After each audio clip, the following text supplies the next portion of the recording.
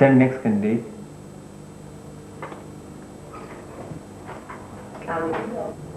तशरीफ लाइए, बैठिए। शुक्रिया जी। मिस उज़मा, मिसेस उज़मा खान, यही नाम है जी। कितना एक्सपीरियंस है आपको सर्विस का मिसेस उज़मा? सर मुझे तवील तजुर्बा है सर्विस का। मैंने मुख्तलिफ जगहों पर मुख्तलिफ हैसियतों में काम किया। मेरी दरख्वास्त पे सब तफसील लिखी हुई है। नहीं, मैंने आपकी दरख्वास्त देख ली है। वक्त बहुत बदल गया है, हर चीज़ कंप्यूटराइज हो गई है, हमारा पूरा दफ्तर भी कंप्यूटर पे चला गया है। अच्छा ये बताएं कि किसी किस्म की भी प्रोग्रामिंग से मुताल्लिक कंप्यूटर के बारे में कुछ जानती हैं आप? जी नहीं, मुझे कंप्यूटर का कोई तजुर्बा नहीं। बीबी आपके पास सलाहियतें हैं, तजुर्बा अपनी जगह, लेकिन अगर आप कंप्यूटर से वाकिफ नहीं तो फिर हमारे दफ्तर में कोई गुंजाइश निकालना मुश्किल है। देखिए मेरा ख्याल है कि मैं चंद रोज की ट्रेनिंग से कंप्यूटर सीख सकती हूँ। यकीनन सीख सकती हैं, लेकिन हमारे पास कैसा शोभा नहीं है। फिर भी हमने आपकी सलाहियतों और तजुर्बे को देखते हुए आपकी दरख्वास्त ज़ेर-गौर रखी है। टेलीफोन कॉन्टेक्ट है ना इस पर? जी फोन नहीं मेरे पास, एड्रेस है इस पर। ठीक है, हम आपके एड्रेस पर आपको इन्फॉर्म कर देंगे। क्या एड्रेस है आपका? कहाँ रहती हैं आप? क्यों, यहाँ इंसान नहीं रहते? इंसान तो हर जगह रहते हैं, लेकिन आपको देखकर अंदाजा नहीं हो सकता कि आप यहाँ रहते होंगे। देखिए अगर मैं डिफेंस के 2000 गज के बंगले से आती तो क्या मेरी काबिलियत या सलाहियतें मुख्तलिफ होती? नो, मेरा ही मतलब नहीं है। शुक्रिया। बहरहाल विल लेट यू नो।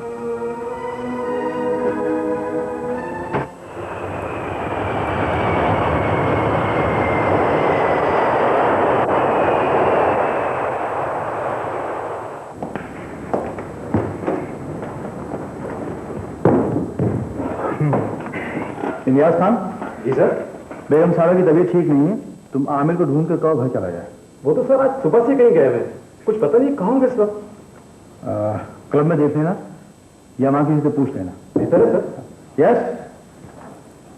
अस्सलाम वालेकुम। वालेकुम सलाम। आइए जाफरी साहब, तशरीफ रखिए। इलियास खान तुम जाओ। Okay sir.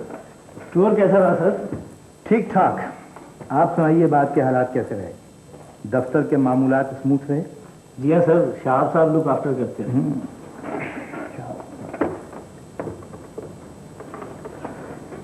कौन? शाह कहाँ है?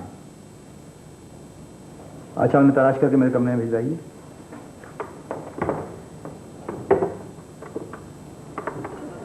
सुनो सलामत, सावी साहब को जरा मेरे दफ्तर भेजिए। जी नहीं आ रहे? कब से नहीं आ रहे? अरे तुम्हें नहीं मालूम?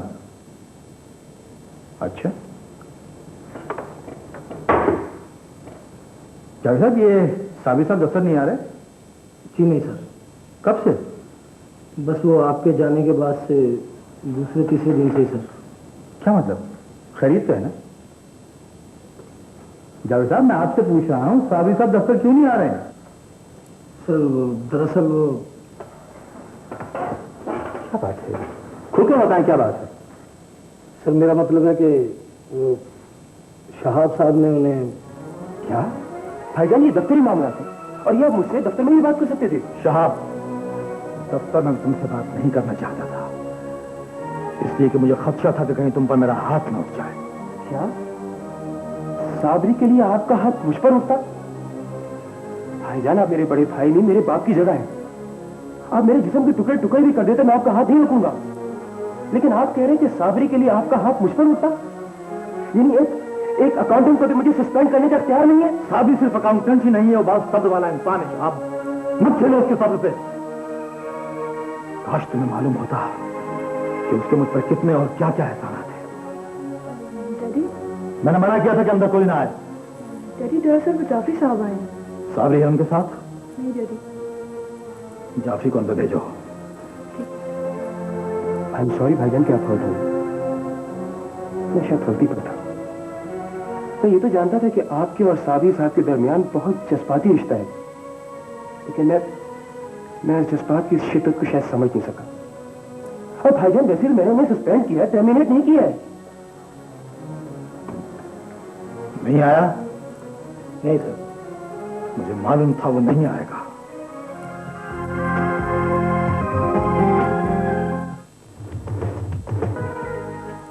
एहसान साहब, आपके पहले ही मुझ पर बहुत एहसानात हैं। यहाँ आकर तो आपने मुझे जेरबार कर दिया। ऐसा ना कहो साबरी, मेरा तो सिर्फ नाम एहसान है। एहसान तो तुम्हारे हम पर बहुत सारे हैं, और अगर इन एहसानात को तराजू के पलड़े में रखा जाए तो तुम्हारा पलड़ा झुक जाएगा। मेरा ख्याल है हम अच्छे और काबिल रश्क दोस्त रहें, यही बेहतर है। मैं तुम्हारे साथ बॉसिंग कब की है साबरी? आपने तो नहीं की, लेकिन शहाब दिया ने मुझे बहुत सलील किया है। मैं किसी कीमत पर दफ्तर वापस नहीं जाऊंगा। इसका मतलब यह है कि सना और नुजरत आपस में अब कभी नहीं मिल सकेंगी। मैं सना से वादा करके आया था कि नुजरत को साथ लेकर आऊंगा। सना नुजरत क्यों नहीं मिल सकेंगी? भला सना और नुजरत का इन बातों से क्या वास्ता? वो बच्चे हैं, सना मेरी बेटी है, नुजरत आपकी, और फिर हम दोनों भी मिलते रहेंगे। जाओ नुजरत, चली जाओ अंकल के साथ। रुक जाओ बाजी। एजाज, बाजी नहीं जाएगी। मैंने कहा था ना, अगर आप वहां नहीं जाएंगे तो इस घर का कोई फर्द वहां नहीं जाएगा। इधर आओ, बैठो नीचे। और एक बात कान खोलकर सुन लो, अभी मैं जिंदा हूं, मेरे मरने के बाद जानशीन बनना, समझे? Very good. आइडिया तो बहुत अच्छा है फ्यूचर के लिए, और फिर वैसे भी कंट्रास्ट तो बहुत खूबसूरत होता है। एक बात बताऊं आपको, आइडिया तो नुजरत का है। वे कहते हैं कि हर मर्द की कामयाबी के पीछे एक औरत का हाथ होता है, लेकिन मुझे यहाँ तो मामला उल्टा लगता है। औरत की कामयाबी के पीछे भी औरत ही का हाथ लगता है। जरूरी नहीं, किसी मर्द का भी हाथ हो सकता है। हो सकता है, बिल्कुल हो सकता है। एनीवे, अब आपको दोनों तबके दिखाने हैं, upper and upper class, lower and lower class, आसमान को छूती हुई इमारत और पाताल में धंसती हुई गुर्बत। इस सिलसिले में अब आपको दोनों तबके दिखाने हैं, upper and upper class, lower and lower class, आसमान को छूती हुई इमारत और पाताल में धंसती हुई गुर्बत।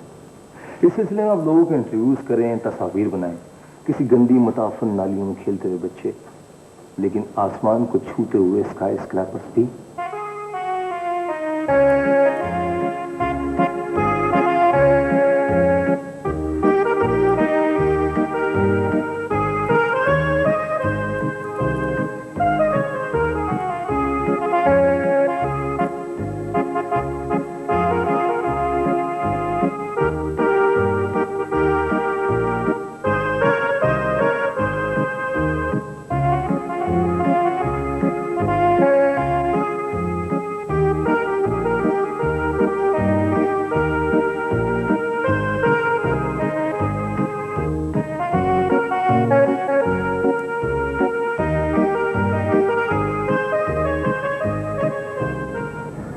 देखो, ये कोने वाली बिल्डिंग है ना, इसमें एक दफ्तर है।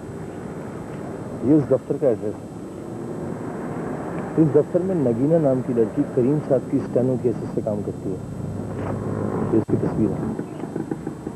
हा। मैं कहता हूँ ईमान से आफत है, कयामत है। ये अगर टाइटल पे छप जाए ना तो ईमान से शहर में धमाका हो जाएगा। अबे धमाके की औलाद, पहले ही बहुत धमाके हो रहे हैं शहर में। Be serious. देखो, तुम्हें इस लड़की को किसी तरह घेरना है।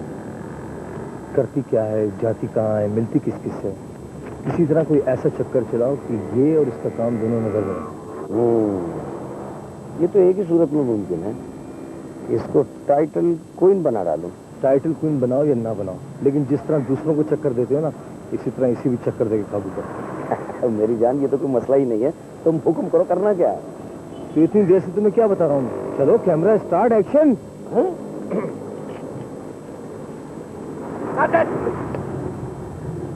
सुनिए पज्जा, उसके ऊपर ने ऐसे लपेटे मारे, सारी जिंदगी याद करेगा। वो तो है ही अपनी। तो मैंने कहा भाई, ये आसमान की चीजें और जमीन पर कैसे आ गए भाई?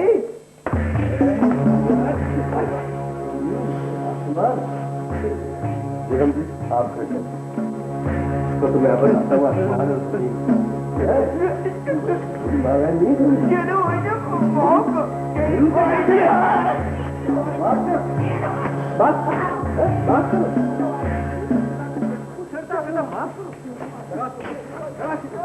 मैं तो तंग आ गई। रोज रास्ते में खड़ा होता है लड़का। यहाँ कोई भी शरीफ आदमी नहीं क्या? तुमने मुझे पहले क्यों नहीं बताया? जाके दरवाजा बंद करो। बेगम जी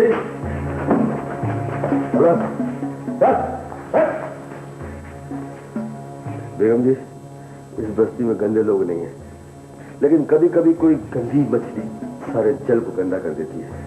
अभी इस बस्ती में नजर नहीं आएगा और नहीं आपके रास्ते में। पैर पकड़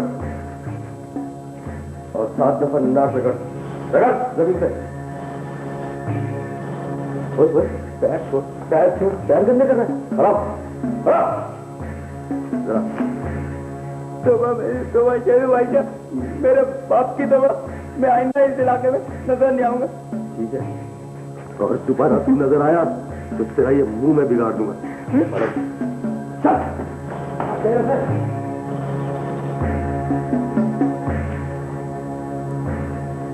मैं माफी चाहता हूँ बेगम जी, शेरू के होते हुए आपको परेशानी हुआ। अगर अब आपको तकलीफ हो तो शेरू अपना नाम है, अपने लोग हैं, अपनी बस्ती है। अस्सलाम वालेकुम। तुम्हारी सना से क्या बात हुई? सना कह रही थी कि अपने अब्बू को समझाओ। अब्बू कभी नहीं मानेंगे। जो फैसला एक बार कर लें उससे हटते नहीं है। फिर अब क्या करेंगे? मैंने अब्बू से बात की थी। फिर कहने लगे कि दुनिया में सिर्फ वही एक ऑफिस तो नहीं है जिसने पैदा किया है, वही रोजगार भी देगा। लेकिन बाजी इतना आसान नहीं नौकरी मिलना। इजाज भी अब्बू से कह रहा था कि मैं कोई काम कर लूं। काम करेगा? इतना सा तो है वो। अम्मी से कौन है वो समझाए? अम्मी की भी कब मानते हैं वो। क्या यार मैंने अपनी इन दोनों आंखों से देखा। मगर तुम कराची क्या करने गए थे? मुझे अचानक जाना पड़ गया, मेरे भांजे का एक्सीडेंट हो गया था। तो कहाँ देखा तुमने? दोनों माँ बेटी सड़क के किनारे खड़ी थी। जब तक मैं उन तक पहुंचा वो टैक्सी में बैठ के रवाना हो चुकी थी। यार तुम पीछा नहीं कर सकते थे? पीछा कैसे करता, वो टैक्सी में थी, मैं पैदल था। ओह माय गॉड, मेरे अहमक हो तुम। यार दूसरी टैक्सी ले सकते थे तुम। ये बात तो मेरे दिमाग में ही नहीं आई। दिमाग होता तो आती ना। हाँ, कराची।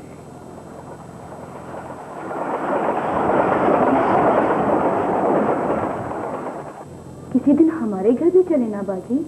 हाँ हाँ जरूर चलेंगे, बस जरा घर सेट कर ले। मुझे भी कोई काम बताया करे ना बाजी। काम होता ही क्या है, सारा दिन घर में होती है, वो खुद ही कर लेती है। जरीना आई है। सलाम खाला, कैसी हो? ठीक हूँ खाला। अम्मी का क्या हाल है? बस खाती है उसे। उसे नहीं, उन्हें कहते हैं। जी भूल गई थी, उन्हें खांसी है। अच्छा जरीना, एक बात तो बताओ, ये शेरू कौन है? दादा है जी, इलाके में बड़ी ही धूम है उसकी। ये दादा क्या होता है? जिससे सब डरते हो, बल्कि यूं कहिए बहुत बड़ा गुंडा है। अच्छा, लेकिन हमारे साथ तो बहुत अच्छा सलूक है उसका। बस मन का मौज ही है, किसी के साथ बहुत मेहरबान है और जिसके साथ टेढ़ा है तो बहुत टेढ़ा है। अच्छा अच्छा खाला, मैं जा रही हूँ। अच्छी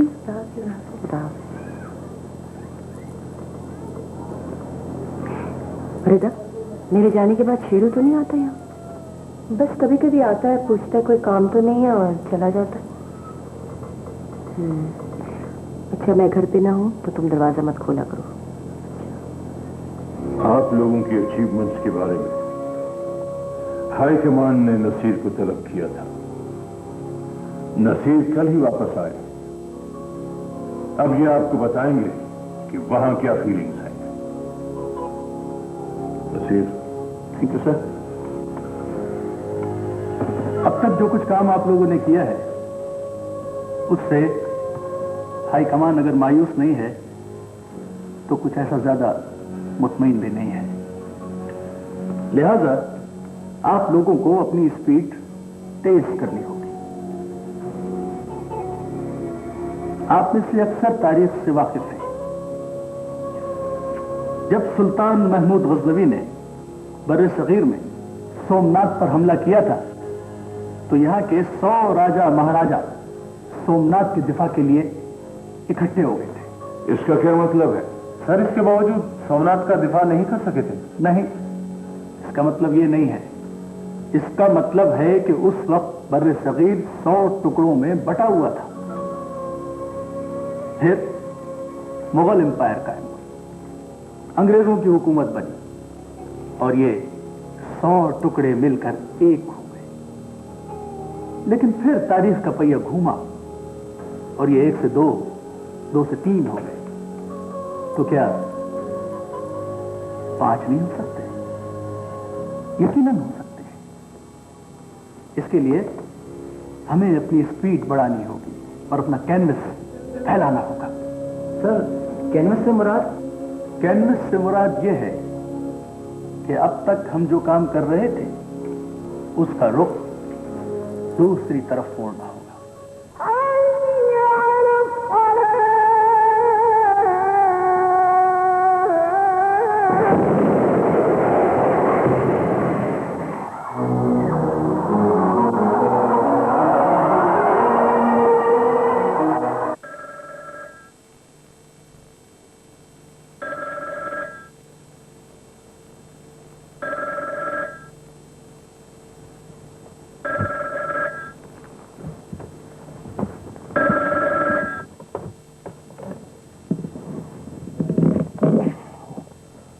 Hello.